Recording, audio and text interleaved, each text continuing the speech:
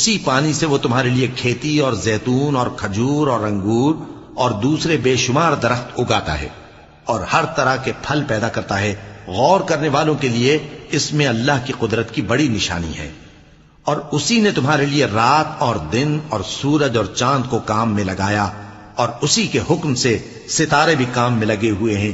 سمجھنے والوں کے لیے اس میں بہت سی نشانیاں ہیں۔ اور جو طرح طرح کے رنگوں کی چیزیں اس نے زمین میں پیدا کی، سب تمہارے زیر فرمان کر دی۔ نصیحت حاصل کرنے والوں کے لیے اس میں نشانی ہے۔ اور وہی تو ہے جس نے سمندر کو تمہارے اختیار میں کیا تاکہ اس میں سے تازہ گوشت نکال کر کھاؤ اور اس سے زیور موتی وغیرہ نکالو جسے تم پہنتے ہو۔